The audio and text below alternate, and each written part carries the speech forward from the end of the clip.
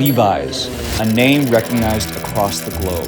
From American workwear roots to runways in Paris, it all started in San Francisco. Back in 1853, when Levi Strauss began outfitting gold rush miners with durable denim built to last. What began as functional clothing for the working class evolved into a cultural symbol worn by rebels, rock stars, and everyday people alike.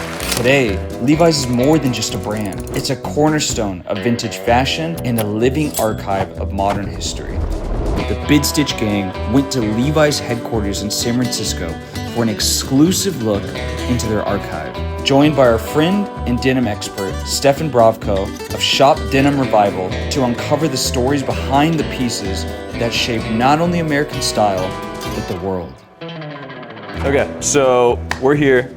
Brovko, Denim Revival, Tracy. What's your actual title with Levi's? I am the historian at Levi Strauss & Company and director of the archives. Amazing, and you've got something incredible here. We are in the archives, and Wow. You're among the very first to come in here. We're not quite moved in, but we're at the tables where designers would come. So we're here right in front of our blue fireproof safe where we keep our most important items. Wow. Yeah, okay, welcome. before we get into the safe, we brought a couple things from our vault. We want to show it to you. Now, the Bid Stitch Gang owns some of these, and then Brovko from Denim Revival owns a few of these. So we'll start, we'll work our way up. We'll work our way up, okay. I won't get my gloves on just yet. This is, I'm pretty sure from the 80s. It's a cool little Levi's promotional piece that they would do. It's just cool because people don't know that Levi's made a lot of promotional stuff to market the clothing outside of the clothes. So I don't know, it's just a cool little piece that you don't see very often. This thing is actually pretty rare. I've only had 2 of these. This is the second one. It's a 1960s, maybe late 50s, early 60s Levi's yo-yo. So I don't know, I just think it's a cool little non-clothing related piece that you don't see every day. Well, let me start before I even get there to comment on your lovely t-shirt here. Thank you. So we call this guy Tex or Shane. And here he is front and back. So we have several of these in our archives. And this would have been, the reason I love it is because this would have been our cowboy. Cowboy was our marketing symbol, 30s through the 60s and beyond. This would have been a wooden piece, and attached was an actual pair of Levi's. Wow. So super long, and you'd have them hanging from the ceiling or above a door at a store. So what I want to say about this, starting in the 60s, we would give away radios, and we were all about music because we were trying to connect to a very young, up-and-coming crowd. Especially, this is San Francisco, where we're here at the center of the counterculture movement. Hippies are coming to San Francisco. We recognize that music and young people are going to be an important part of our future.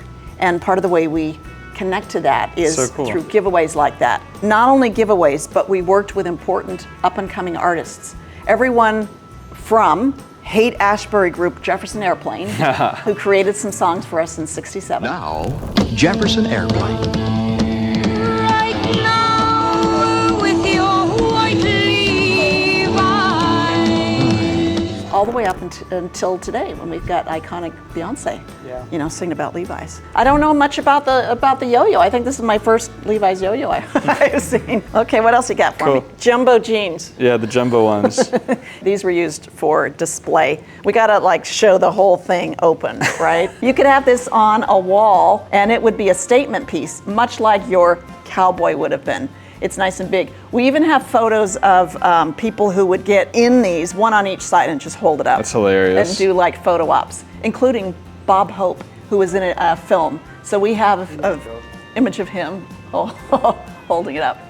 That is a big pair of jumbo jeans, but it's a 501, right? We got the button fly. We got the rivets here. I'm surprised that this is as small as it is. To be in proportion to the size of these pants, it probably should be like this. And in fact, we used to create special oversized Levi's for rodeo clowns. You're kidding. Oh, and I've heard that before. They had big red tabs on them. So we have a pair that were owned by a rodeo clown named Okey Doke. Okey Doke. So they're a printed pair, and it's all of the presidents. It's from the late 60s with the capital E. Honestly, I don't know too much about these. Well, so I have something I can share with you related to this, but I'm gonna go over there and get it. So you gotta tell me where you found these. Where did you find Those were actually found at a rag house. They were like a donation. In Texas. Oh, in Texas. Okay. So we have in our archives not just garments, but we also have documents. That's what DOC means. And in this case, we keep letters, and one of them relates to this very pant. Of course, we're going to be a repository to help understand and know about the pieces themselves and who has worn them over time. So here's the scoop with this one. So back in 2017, I got a letter from a man who had this very pair. And look where he bought them. I purchased a pair of Levi's at Kwajalein Island in 1971 at the post-exchange military store. My son thinks they're a fake, but I disagree with him. So he goes on and tells about them, and then he sends photos of this very pair. You recognize George on them. The interesting things about this one is that on the top back, there should be, I'm gonna take a look. Do you see that there's a little number 30? Yeah, we see it. A 30. And we used to track where our production happened. So 30 is a location of a plant in Amarillo, Texas. So these date to about 69 to 71, and you're very correct in looking at the back orange tab as the indicator. Orange tab line we first introduced in 1969. It was our fashion line for young people, because remember we were trying to connect with music, which was a nice way to start. And for these pieces, it was a way to kind of experiment. We didn't play around with the 501 because that was our icon, that was our bread and butter.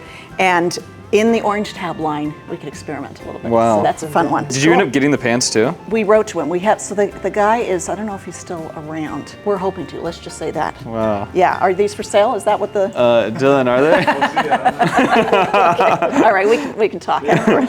Okay, so let's see this. From what I understand is these are the reproduction of a prison pair of pants that obviously are extremely hard to find. You have the old like 30 style tag with the two like single color and one color font with the cursive. So Levi Strauss and Levi Strauss Make, which is what the label that you're referring to, was an early label of the company. So this LVC piece, the collection dates to about 2009 when we produced it. LVC is short for Levi's Vintage Clothing. They work with us in the archives to pick pieces that they're going to reproduce and help to tell our story about the kinds of things that we did. We could sometimes be playful about it. And in this case, this one is a little bit more playful. And what I mean by that is we did have a label like this, and we have had prison contracts in the past. In fact, they go back to as early as the late 1800s. Crazy. Including San Quentin Prison, Folsom Prison, where Johnny Cash famously, sang. We do have another very interesting prison pair if you want to see. We'd love to, yeah. Okay, so I'm gonna let you put that away, and I'm gonna open up one of the boxes that you're looking at. Oh, buddy. Okay, so this piece, this is the one that I want to grab out. Wow. And let me tell you a little bit about that one. Okay, so you guys need gloves if you're gonna. Oh, yeah. Otherwise, you're gonna just be looking at this pair. By the way, this is how we care for our garments. We keep them in acid-free garment boxes. We wrap them in just plain muslin. Oh, wow. These are going to be good. So I told you that we had contracts early and back in the day, and we have invoices that tell us that are in our document collection. But this one is a little bit different, and it began as a pair of white Levi's, which we introduced in the 60s, just plain white. But in this case, if you want to help me open this, this was a pair of stay-pressed Levi's. Let me see if I can find there we go. Stay-pressed Levi's, the date to the 70s. You're kidding. And the person who owned these was a former prison inmate. He served time in a Northern California prison, and he didn't wear them. He used this as the canvas, literally the canvas, for his artwork. And as you can see, he's illustrated with a Sharpie or a pen on just about every part incredible. of the pant.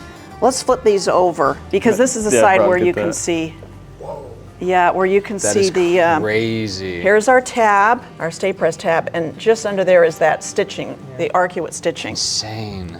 Some of these may be fictional characters, but you can see interesting This is faces, insane. bikes.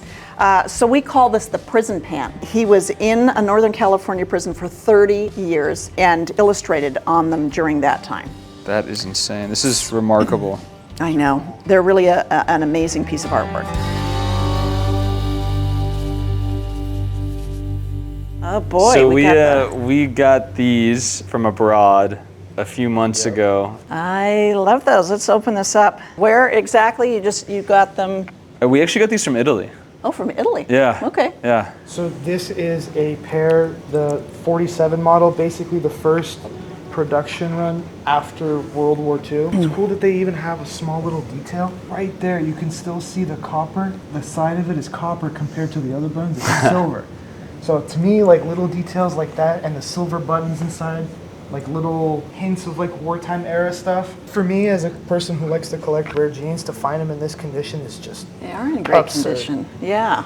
Well, let's talk about these ones. Thanks for sharing them. This is a good time to talk about what happened during World War II. A lot of American GIs, when they went overseas, they were wearing Levi's, or they could buy them at military exchange stores, as we learned from the guy in the Marshall Islands. So this is just after World War II, you're right. Some things that we learn about these, they were cuffed for a time. They were cuffed. As you can see the cuff mark. Of course, you should be able to see the salvage inside.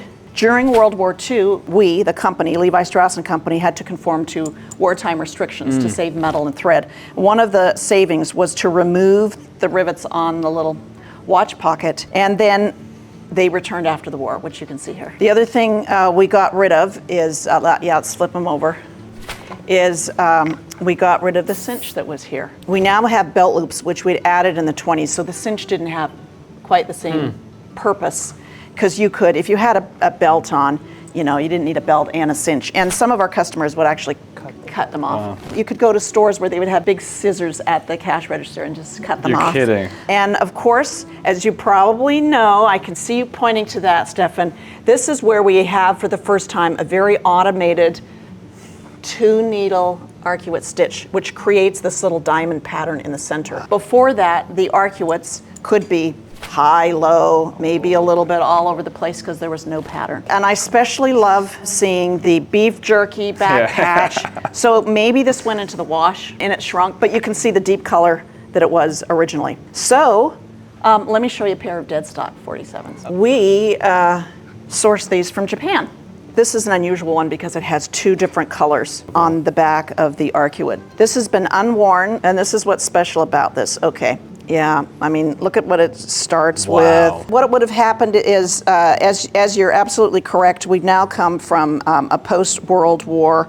We've added the rivets back, and we have this stitching, and we're going to flip this over, and we have this stitching. We'll kind of compare some of the stitches here. This unusual one has the two different colors, which is pretty special. You can see the original patch, which is just one-sided, as is this one, of course, and it would have had this pocket flasher indicating that there's still rivets under there, but we've covered them with fabric because people were complaining who had cars and they were scratching them, or they were sitting in chairs and they were being scratched. But you can see the copper rivets in there. We got these from Europe as well. So, from 47 to World War II, we'll start with here. I'm sure this is the part that most people need to start with. No arcuates. The wartime ration, they painted them on. This pair, unfortunately, the paint has been washed off. It's hard to find them with, but same thing, same detail as the other one. The tab is, again, single-sided. There are variants where you find them with the donut buttons or the Levi's. It's harder to find them with the donuts. Yeah, the sure. one detail on this pair, you're about to see it, that I absolutely geek out over. Look at the button. So these were, they're hand pressed. So someone would have to put the pins through and then hammer them in. But they missed one. They missed one of the sides and they just said, screw it, we're leaving it. They are a fun pair, and of course during the war, with wartime rationing, you had to use whatever buttons was available. They put the special button at the top, that laurel leaf, which you would see on a lot of pairs. You pointed out the removal of the rivets, and you see how important the rivets would have been. The crotch rivet, of course, is gone, and you're right, the easiest way to tell that this is from the era is that those arcuates are just, they've been rubbed off because they were painted. If you could see the patch, it would probably have an S on it, which stood for simplified. And as you probably know, during the war board had restrictions in order to preserve materials and fabrics. And so for a simplified 501, you couldn't use more than 5 buttons on the fly, for instance, or more belt loops than was allowed. That changed after World War II, but Very cool, worn-in pair. Yeah. Yeah. So the next jacket is something that I think is pretty special. When everybody thinks of Levi's, they automatically think of denim. I do. I truthfully don't know too much about it. I know it's leather wool mix. The tag, initially when I found it, I was like, oh cool, Strauss, someone took the name of Levi's. But when you flap it down, you actually see that it's a Levi tailor-made Strauss. jacket by Levi Strauss. I'm pretty sure this is late 30s, early 40s, judging by one, the zipper. And additionally, in the back, if you look, they have the epaulets. Through the research that I've done, I've only seen one of these owned by a Japanese store they sold it, I believe, in 2015. I know Levi's did kind of branch out into leisure and like sportswear in the late 30s, because everyone just thinks Levi's denim, but no one really dives into the oddities The other of stuff? Yeah, the other stuff, which I think is important for the collective of the history of the brand, and for being almost 100 years old, it's pretty decent shape. It's a lovely piece. Thank you. So you've correctly surmised a lot about this. Let me show you a piece that we have in our collection. Cool. Oh, cool. Oh wow. Wow, we're matching. That's crazy. So adult Yes. and children, and you're absolutely right, we did more than denim. In fact, as early as the turn of the century, Levi Strauss & Company did khaki, and by the 30s we were doing lots of leather and other kinds of things. And this is a line called Fashioned by Strauss, Levi Strauss & Company. You can see this one's in great shape. The details are a little bit different, you know, on this one, and it doesn't have that lining because this is for a kid. But it's the same era, and you're right, I would date it about 30s. Let's see there's even the back side. I mean, this says somebody who's buying this for their child really wants them to look Fashionable. fashionable. Dapper is exactly right. So we got to get a picture. I got to get a picture of this side by side. Sure. So I know what's out there as well. Here we go. Laura, come take a look at this. So Laura is really our expert at our digital collections. So she'll keep all of the database, spreadsheet kind of material so we can access these. So pieces like this we keep in a digital photo library so that our designers in particular and others can see what we've got. Yeah, so the other, probably we're most famous for a leather coat that was worn by Albert Einstein and he purchased it in the 1930s. So that's, your timing is really great, but it was all leather without these other little additions, but that's a super fun piece. Remind me again, you found this. This was at a local swap meet. Whoa. And the gentleman had clothes. There's a frenzy of other vintage heads like me, and I'm in the back, and the gentleman is pulling stuff out, and I see him take this style out. I'm like, You're like, wait a minute. I literally just go, can I see that? Like from that, can I see that? He goes, sure, and just hands it to me. And then, yeah, now we're here showing it to you. Nice find. I believe in vintage that if it's meant to be yours, it'll be yours. And I'm glad. I'm glad that it's here. We'll see. We'll see. But yeah, that's about it. The last but not least is my personal favorite jacket that I have owned thus far. So as you know, this is a Type 2 or a second edition jacket, but the cool thing about it that I think is the thing about it is the size. So people know of it's been very popular as a split back. Most people know of a split back being a one pocket jacket, but this is a split back 2-pocket jacket. From what I understand is it was produced only for a very short period of time, or if I'm not mistaken, it was a special order jacket because this is a 507 EEXX. EE standing for extra extra. To me, this is like my holy grail. Maybe with the Type 1, one of the most iconic jackets ever created. If you look at any clothing fashion related, this is probably one of the most referenced and reproduced jackets in the world. I love Type 2, and one of the things I love about a Type 2 is the rivets are still there. Yep. Like in the opening of the sleeves. Well, the key here is the sizing. Yes. And we had in the 60s the split back. If it was 52 and up, and then you would get the split back so that you could accommodate that sizing. And you are lucky to have one of them. So I will leave this in your hands. I know that you will not be, given how attached you are to it. That's cool. Thank you for sharing that. Well, you know, we're at the tables here in the archives where our designers come. These are the roots of workwear and the roots of Levi's.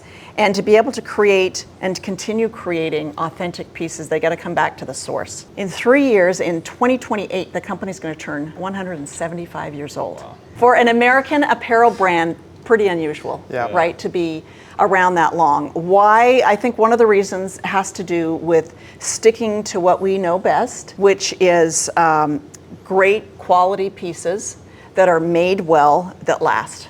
And being able to look at pieces that go back 100, 150 years and have our designers then be inspired by that and create new pieces is what our archives is about. And we're not just limited to the employees. We also loan out pieces to museums because we want to share it with the public. Our own museum is going to be opening up as well, so we can share those pieces with. But all of this is to say that the collection is incredibly important to history, to fashion history, to American history. Yeah, I think right now there's sort of growing debate within like the vintage community, which is like the idea of repatriatizing archival pieces. Whether like we have a vested interest in ensuring that some of these pieces that went abroad or are abroad are coming into the United States, and I guess in your case coming back to Levi's. Yeah, that repatriation is an interesting question. Well, I have to say, of course, personally speaking, I would love to have things come back to the archives because this is where it started. I have to thank a lot of people, though, that are abroad, our friends in Japan, the things that I've even purchased that they've preserved that maybe they wouldn't be around, you know. So if they're out there and available, Stephan, you know, we need to bring him home. Yeah. So obviously, like, we come from the vintage world. Has the explosion in like denim collectors and vintage dealers, has that hurt or helped Levi's? Well, it's certainly making it harder to buy. Let's just say that they're getting more and more expensive. Yeah. It's good and bad. I love that there is an interest in and this passion around it, but for somebody who's trying to buy them, it's tough. It can be tough. It's tough. Yeah. So yeah, it's a little bit of both. There are very few things that you can buy and wear and then have them grow in value over time, especially a pair of blue jeans or a denim jacket. I agreed. Yeah. I think in the last year there was a pair of jeans that sold for $100,000 and a pair that sold for $250,000. Now that's largely being driven by the international market as well, which is interesting. I'm curious as to like, when you see headlines like that, does it signal something good for you moving forward, and that there's just more, I don't know, emphasis placed on these older goods? Or are you thinking to yourself, you know, I don't like the way that this is going? I will say it does, for me, indicate that they're getting rarer and rarer. Yeah. I think that that's probably one. There's so few out there now and on the market that they're becoming more and more valuable for some people. I love to know not only about the piece, but as I've asked you questions, where they come from. So one thing that I hope happens when somebody gets a piece, they'll tell us the story of where it came from, and we won't lose that. And I'm afraid that some of that might get lost. And then you don't know who wore it, where they were wearing it, and those kinds of stories I hate to see lost.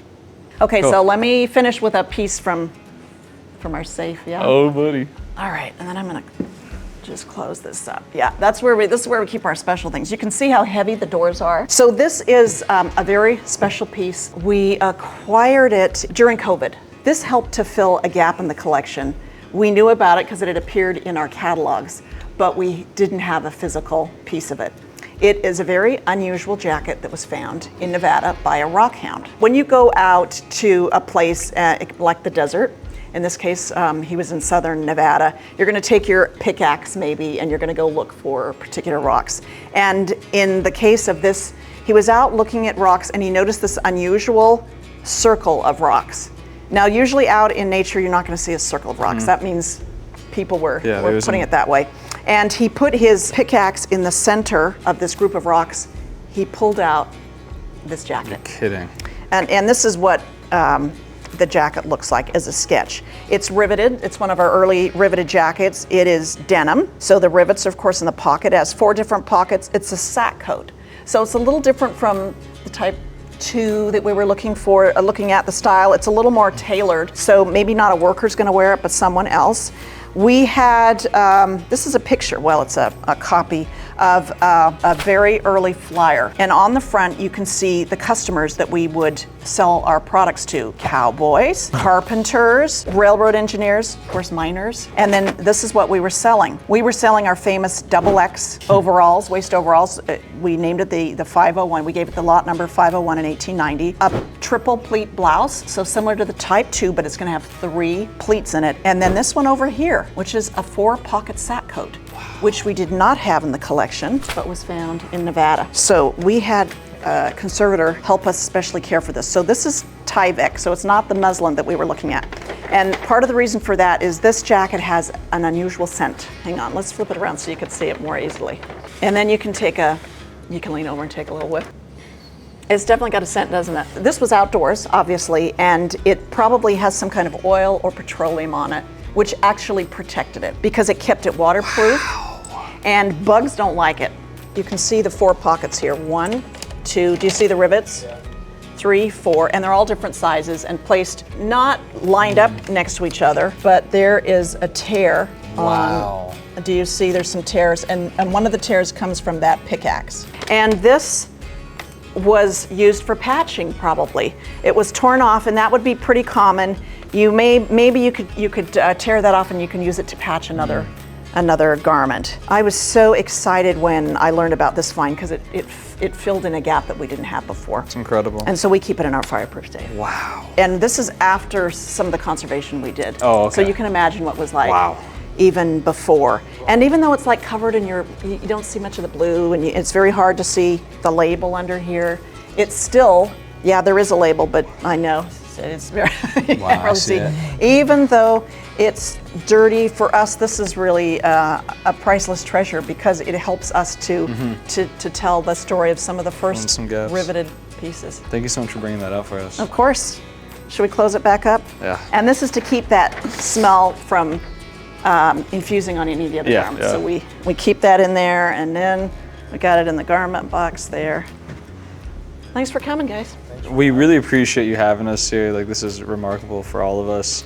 It means the world that you would have us here and that Levi's would show some like recognition to this community that I think is doing a lot to not just preserve and seek out Levi's, but to champion it in a lot of ways. I appreciate that. I love that. And thanks to everybody out there who loves and lives in their Levi's. You know, this is as much for you, all of you out there, than it is for us here at the company. Well, we're happy that you're such a good steward. Thank you. Big stitch. It's hard. Big stitch.